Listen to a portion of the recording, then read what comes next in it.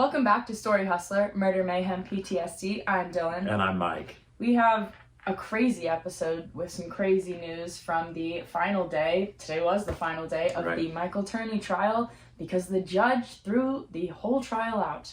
Out the door. The state has been presenting its case over the last 5-6 days. They wrapped up. They rested the presentation from the chief case agent, Detective William Anderson.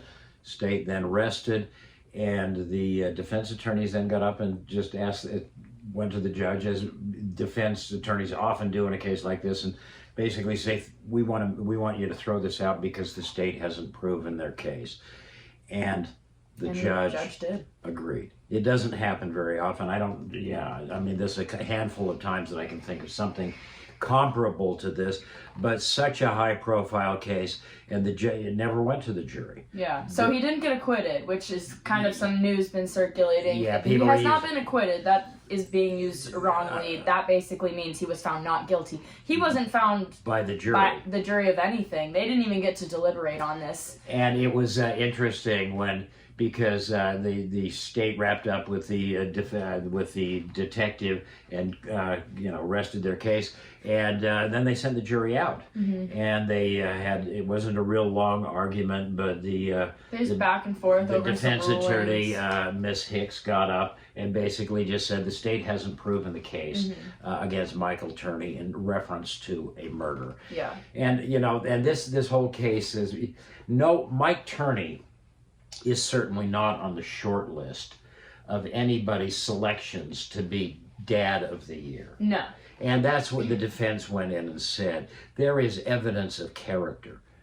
I think evidence of bad character, and they proved that, but not evidence of the crime. And this is what we have been talking about. I've said all along, I was a little surprised that the state took on this case. Yeah. Given the circumstances. Given the circumstances. And even with, the judge even said it today, it doesn't have to be direct evidence, it can be circumstantial, and there is definitely circumstantial evidence here. But half of the, most important circumstantial evidence wasn't even used in the court case, and we've been saying this, I know, a bunch in our previous episodes, but it was a trial about character. But I do think that character sometimes implies that you're not a great person, right? Well, incapable of doing something like murdering your stepdaughter. Past acts inform the present person, and Mike Turney got busted when they raided his home for stockpiling bombs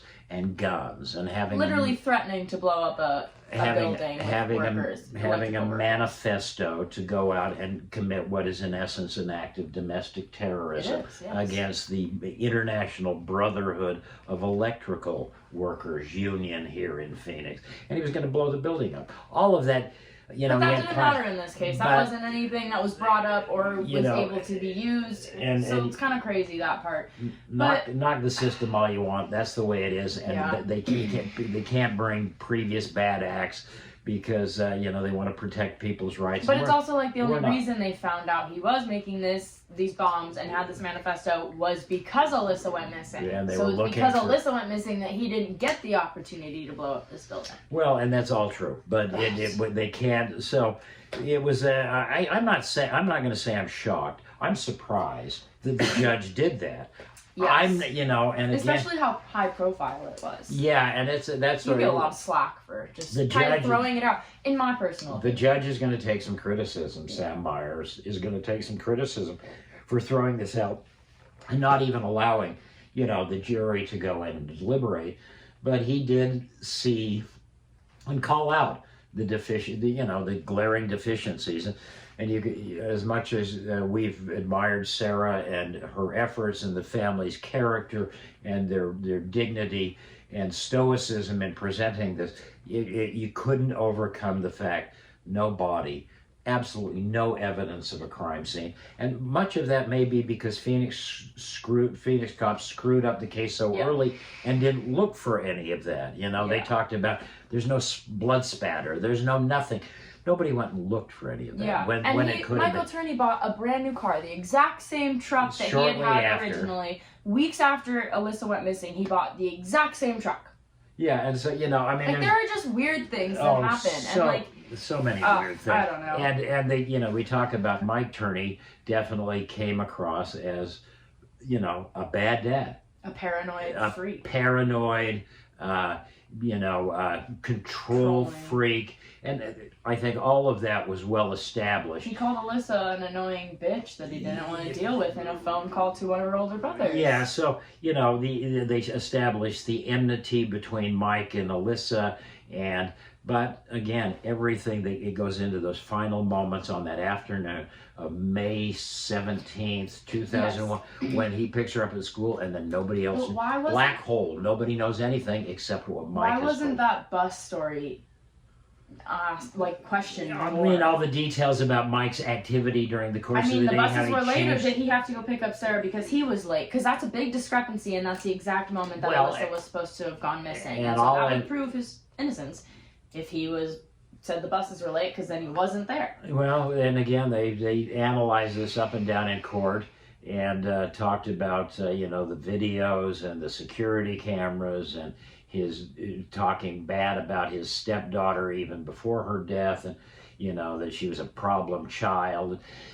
It doesn't, at this point, none of that matters. Yeah. The bottom line is that the state, and we've said as much, really, I sort of admire the fact that they took this case, because I don't think it's an easy one. And sometimes prosecutors want to keep their batting average up, so they only take cases that they know they can win and plead out the rest, just to keep their stats looking good.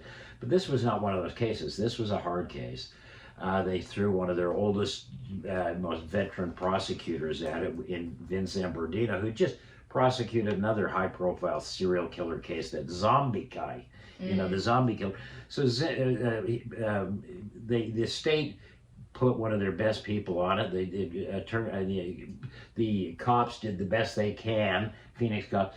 The latter group that came in late in the case and tried to put it together, but the other one screwed it up so bad they didn't give them any evidence of anything to work And now with. they're not responding for comments, Yeah, which is really convenient. Yeah, well, they're not going to do that. They're not going to. They sucked at their jobs, yeah, but that put the current guys who don't suck at their jobs. It put them in a great hole to overcome, and I'm going to be critical. They did. They completely screwed this investigation. The early investigators did, and they just didn't even care. It sounds like it, but they get praised by Michael Turney, but we already talked about that last episode, and it doesn't matter at this point because Michael is a free man, and he'll probably get out of jail. I think we're saying some probably this evening. Yeah, he's getting released. It was interesting to see we mentioned when the judge brought the jurors back in after they'd had this discussion, and he has made his ruling. Basically, the prosecution didn't prove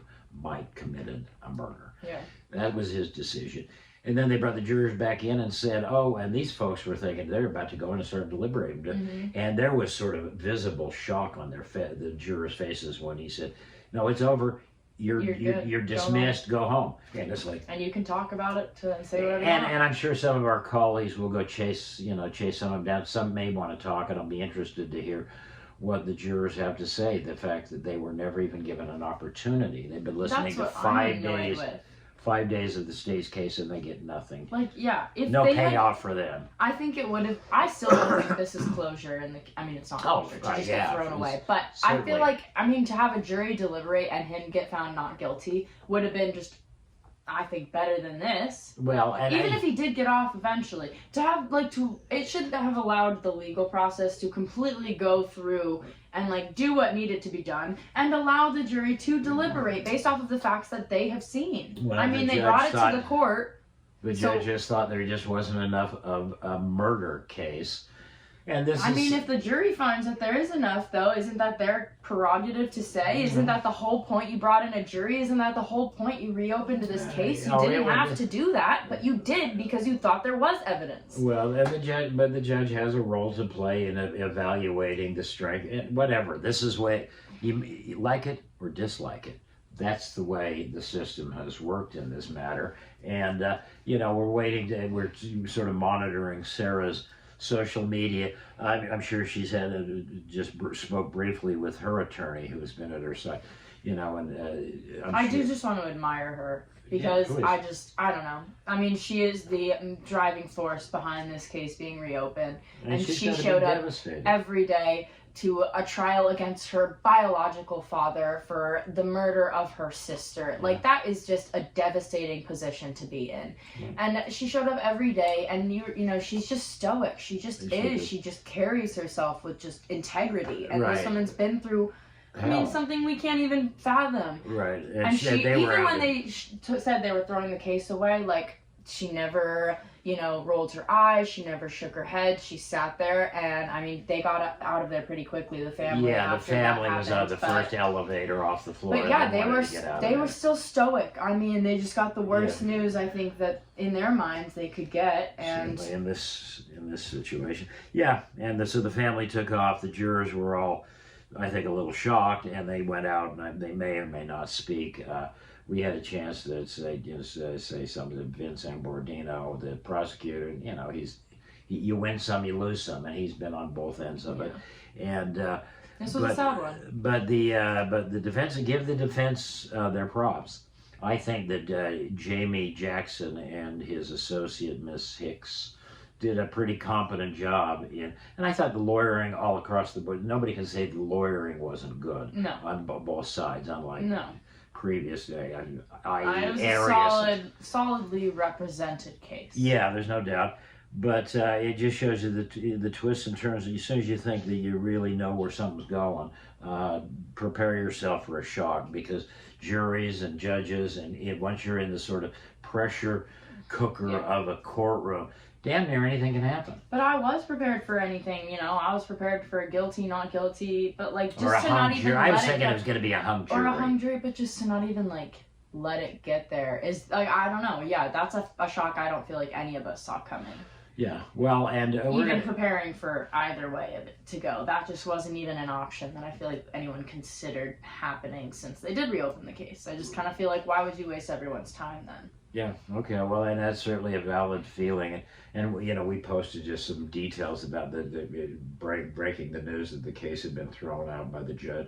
And, you know, people are reacting. They're just sort of heartbroken. Yeah. And thinking justice has been denied once, you know, they say justice delayed is justice denied. Well, it's been delayed for 22 years, and some people will say now it's permanently denied. Yeah, I feel like that's a perfect description of this case. Yeah, well, we will continue. I don't know, we just, both of us are sort of wrung out about this, and you got to think that the other people, prosecutors and the family, are pretty much deflated. Defense scored a big win. Yeah. Big win, and to give their due. Jamie Jackson and his colleague, Miss Hicks, did a really good job, I think, in defending this guy. And boy, that they had a hard case, too, because Mike is just such an infinitely unlikable kind of guy. Honestly, the amount of stuff that was left out of this trial, I don't think that they had that hard of a case. I mean, they just like the molestation, the defense? The defense. They won before they even went in because they kept all that other stuff out. Exactly. Like this one, I don't think this was a fair trial in terms of like, let's lay out everything that is on the table that should, you know, relate to this case, but it wasn't. And so I genuinely think that, yes, you can give them their due because they won this, and I think, you know, they had some points that were solid, but overall, I think their case was pretty easy. Yeah, well, and apparently the judge thought so too, because his feeling was it didn't even meet the minimum threshold of whatever evidence that a murder was committed and that Mike committed the murder. But he did say there was evidence, so I mean, if there was no evidence, that would be one thing. But if there is some evidence, that should be considered and given like a fair consideration. And then let you brought everybody in to do this, and then you're just going to be like, just kidding. It's not enough here. After you've already looked through everything that's been presented, and you could have said this before it even went to trial. Yeah. You know, and like the pre-meetings that they do and all that shit. Right. Well, I just think it's kind of insane. I don't know. Yeah. I'm pissed. I'm kind of pissed. I won't lie. Yeah, it was ballsy to do it high profile, but yeah, I don't know. Kind of. Yeah. Well, and we're sort of struggling with our own feelings about this. It's interesting. You spent 5 days in a court, sitting next to a family, and hearing the dynamics, just sort of getting to see the prosecutors and the defense attorneys as human beings and everything, and suddenly it's just, this drama is just suddenly over. Well, I even see Michael Turney as a human being. Like, I see this old man in a wheelchair, and it's not like there's no sympathy there, but I think he's fucking crazy and did a shitty thing to his daughter. Okay. So, like, yeah, he's an old, decrepit man. We're all gonna get old and decrepit. So, like, yeah, from the sympathy point of, like, your body breaks down, it's hard to be in prison when you're old. It's hard to be in prison anytime. But, I don't know, he's crazy, and he's still crazy, and you, like, still have to remember that he did all this other stuff, and, like, he was gonna be a domestic terrorist. Like, he'd be in prison for that. Yeah, but he's not. He ain't going to be in prison for the second-degree murder of his stepdaughter, because all of that just got thrown out the window today.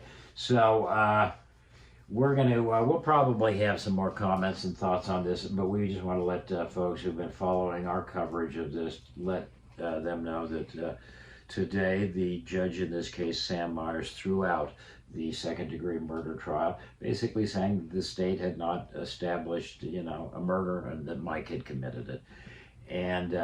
But it could be inferred that Alyssa's dead, is what he said. He so great. For whatever that's whatever sort of logic that he utilized, it. That's where we're at, and this 22-year mystery saga, the mystery is still unresolved. It continues. It's not closed. And now I think Michael's just free. And Mike gets out. So, as an old reporter used to say, and that's the way it is. So, thanks for coming to our TED Talk. Yeah, thanks for coming to our TED Talk and following up Mike Turney's trial. Should we sign off, and we'll drop some other stuff later after we sort of collect our thoughts. But we just wanted to say, after 22 years, this story, part of Arizona and Phoenix legend, the mystery continues. Yeah. So I don't have any more to rant about. All right. Well, like and subscribe if you made it this far. Thanks, and keep tuning in. We'll have more stories coming. Good night, everyone. Good night.